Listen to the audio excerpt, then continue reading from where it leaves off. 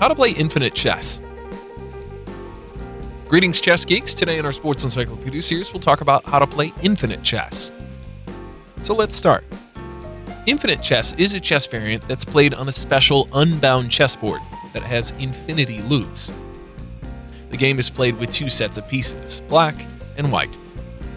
The board is set up by laying it out on the table and setting up the pieces on opposing ends of the infinity loops. Rules of infinity chess.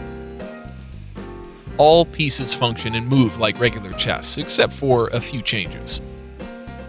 While arranging the pieces, the rear rank pieces are arranged in this order from the center out: rook, knight, bishop, and then king and queen.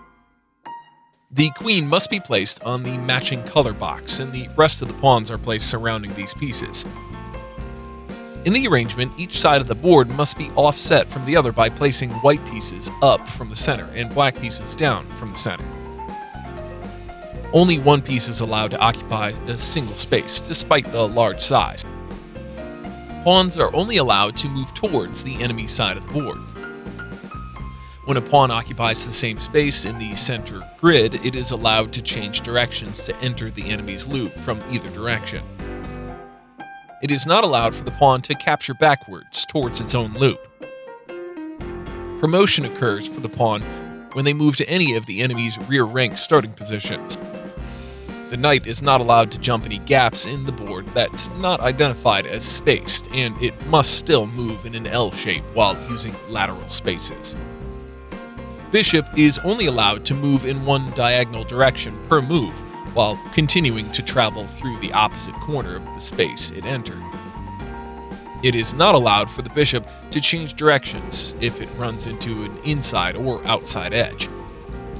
The two infinity loops are connected through the inside corners of the board, and pieces are allowed to travel diagonally across them. The movement of the rook is done in one lateral direction per move, while ensuring that it continues traveling through the opposite lateral edge of the space it entered. The rook's not allowed to change directions if it runs into an inside or outside edge. Players are permitted to castle by moving their king 2 spaces towards the rook and rook to the opposite side of their king. The movement of the queen is similar to the movement of rook and bishop combined. How to win in infinite chess?